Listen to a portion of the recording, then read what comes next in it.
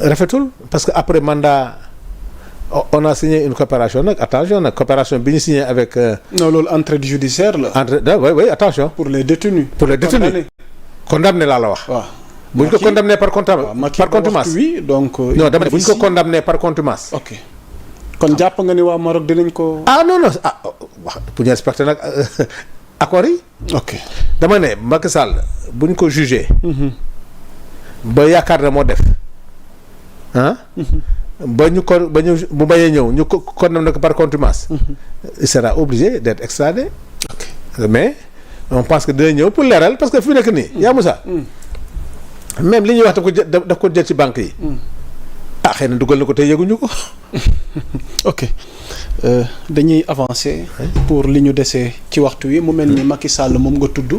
Alioune Tine dafa am benn position de principe bu muy fàttali fan yii yëpp ma bëgg cee am sa xalaat ndax Alioune Tine jàpp na ni Macky Sall dafa war a toog ak duo bi le président Bassirou Diomaye Diakhar Faye ak le premier ministre Ousmane Sonko pour ñu décrisper situation bi alors yow lan moo ci sa xalaat parce que am na concertation nationale goo xam ne war naa ci ñëw ak yow ndax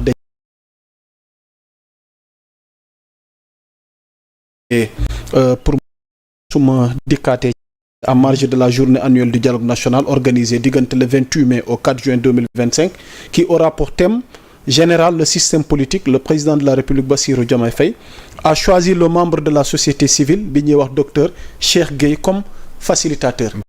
Donc tey acté nañ ni Cheikh Gueye mooy facilitateur bi waaye lu jiitu loolu buñ toppee chronologie des faits Alioune Tine fan yii yëpp guddeeg bëccëg la muy fàttale mooy Macky Sall dafa war a toog ak Diomaye ak Sonko tey ngeen woote dialogue national xanaa nag xëy na loolu da ngeen di gën a yombal li Alioune Tine bëgg ndax Macky Sall dina ñëw ci dialogue bi ñan ñoo nar a participer ci dialogue national bi et tamit thème bi ngeen choisir muy système politique bi.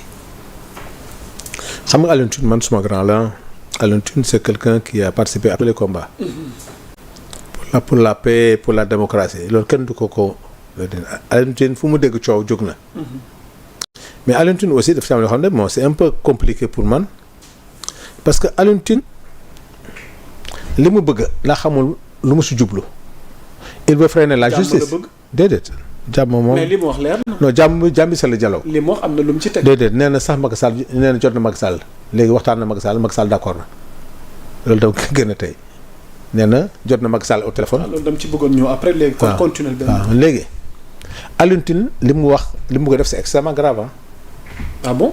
parce que dialogue woo na Macky Sall. Macky Sall d'accord na. waaw d'accord mais il y a une action qui est pendante devant la justice. loolu ça n'a rien à voir avec la démocratie ça n'a rien à voir avec des problèmes personnels Macky Sall c'est un ancien président c'est un responsable de parti dialogue bi man su ma soxla mu ñëw ci dialogue bi toog ci dialogue bi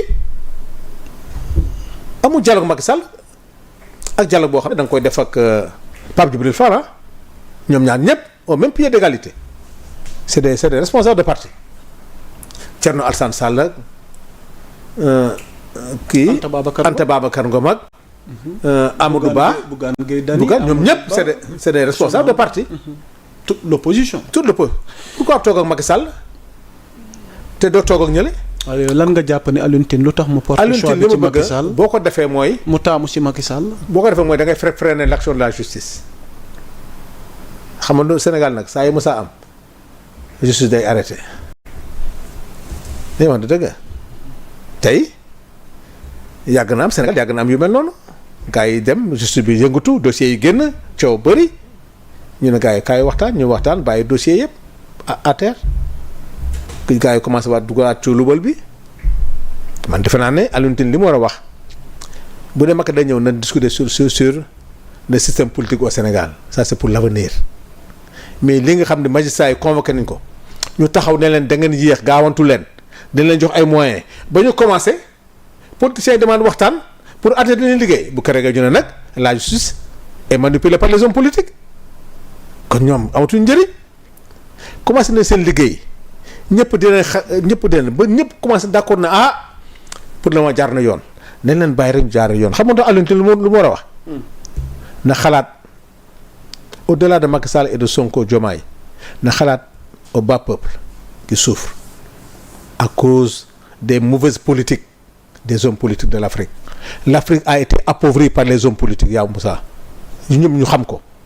Sénégal mënoo am 31 matières premières am soleil am naaj am géej am lépp ñu ne nous sommes pauvres. On a été appauvris.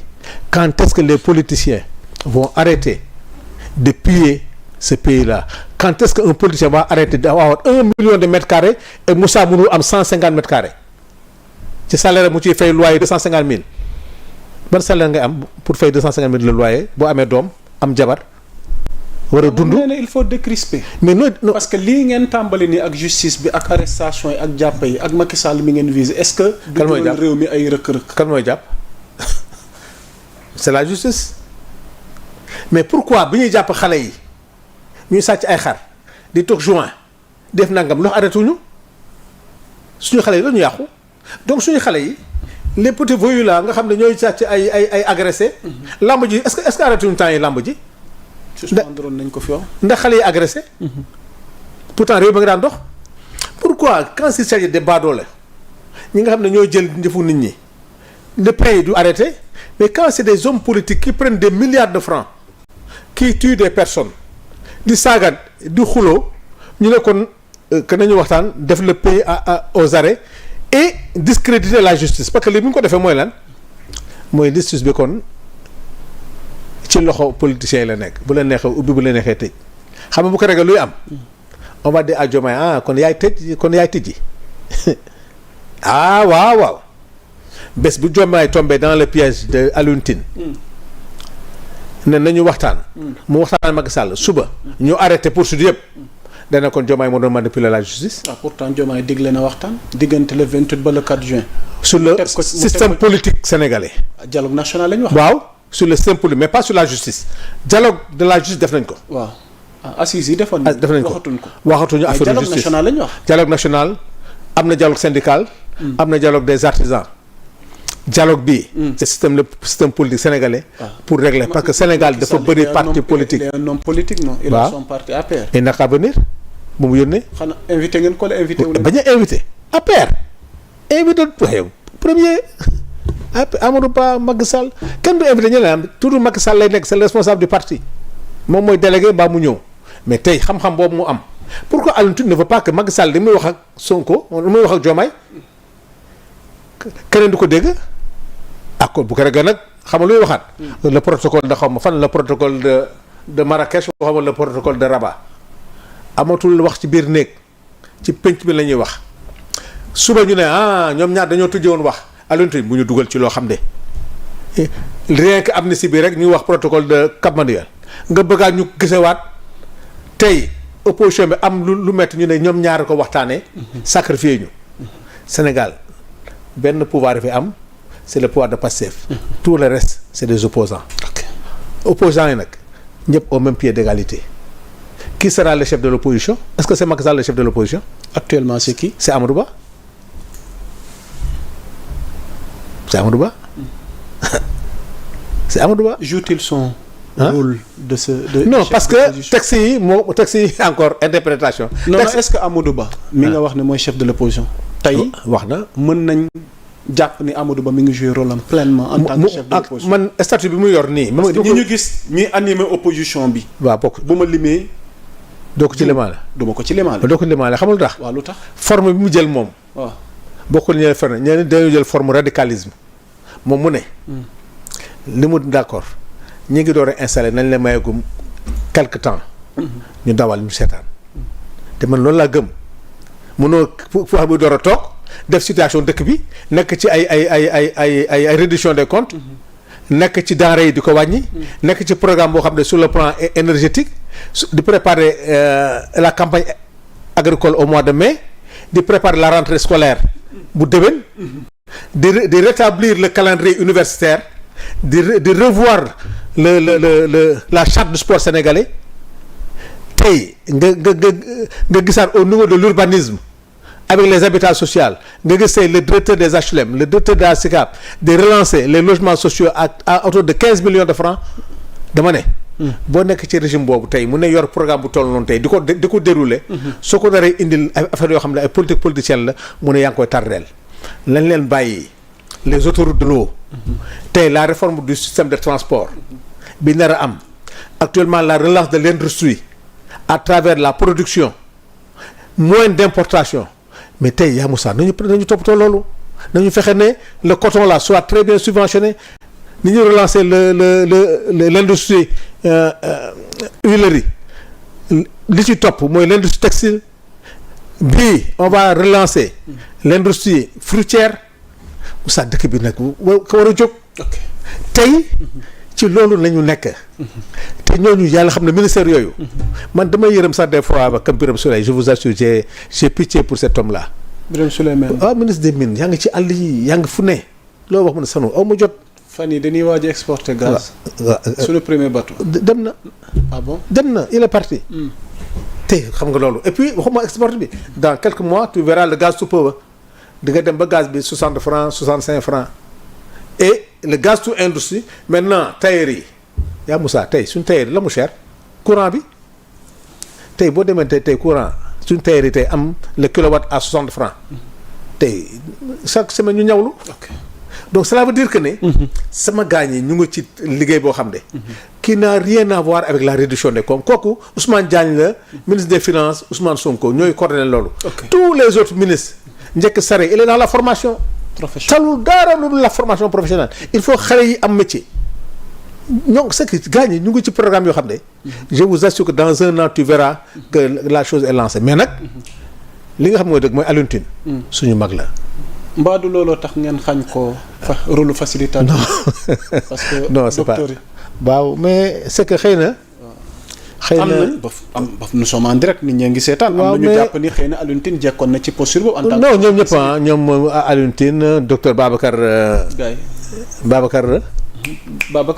Babacar Gaye attention nag man booy Babacar Gaye rek damay constitutionnaliste kooku mel noonu mënoon na ko on a de grands hommes ko ci jëloon rek baax na ok tu vois vraiment mais Alioune Tine c'est pas ça c'est que dafa nekk ci médiation boo xam ne xëy na bon loolu la gën a sawar mais loolu moom baaxul moom loolu moom léegi pour terminer Sanu waxtu bi daf ñuy bëgg a dab lan nga jàpp ni Alioune Tine moom la déggante ak Macky Sall lan moo war a nekk motivation wu kut ko kut moom jàpp na ne Macky Sonko ak Diomaye dañu war a toog man sama xalaat bu gàtt réew mi xeex amul saagante amul nit ñaa ngi liggéey amul benn problème benn actualité rek moo am la réduction des comptes te loolu amul saaga amul xuloo amul contestation tey Macky Sall ak Sonko bu ñu war a toog pour man ci sujet actualité réduction des comptes rek la parce que bu doon dëkk bi dafa am violence ñu wootee ñu leen gars yi ñu toog bu doon dëkk bi dafa am ay problème mais dëkk bi benn problème moo fi nekk la réduction des comptes te Sénégalais dañ ko rafetlu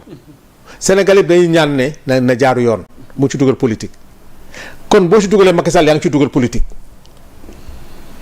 on ne pas une chose et son contraire tous les Sénégalais tous les hommes politiques sont d'accord pour la réduction des comptes nañ ko bàyyi avec la justice à l'unanimité yow d'accord nga ci exactement tey nag boo woowee Macky Sall ak Diomaye ñuy wax réew mi xeexuñu saagantewuñu réew maa ngi liggéey lépp ngi dox lenn rek moo am ci réew mi réduction compte te loolu nag boo leen ci dugalee ñoom ñaar rek yaa nga dugal politiciens yi encore ci affaire bi loolu nag ñaanuñu ko yàlla loolu nag buñ ci dugg Diomaye président Ousmane Sonko président Macky Sall bàyyi leen loolu surtout que et puis yow koo xam ne ñu ngi koy def mise en accusation nga koy woo waxtaan loo koy mooy la non alors vraiment Yankuba di la ziaraat ci régie bi waxtaan wi dee dox di wéy di leen nuyu yéen ñëpp ku lim juum yéen ñi ci commentaire bi Serigne Dramé ca Nioro ñu ngi lay nuyu mon grand sama kilifa Pape maa ngi lay ziar di la bëggee Pape Silla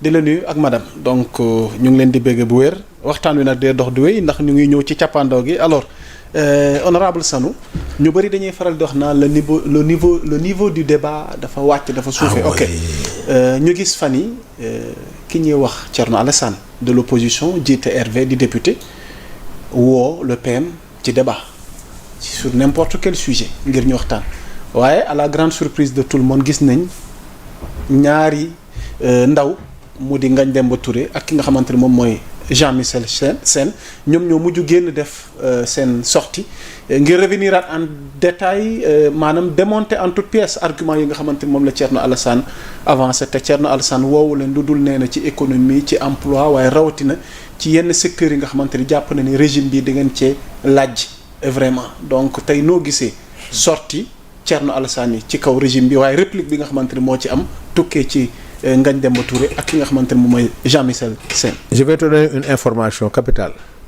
da nga may defar révélation. waaye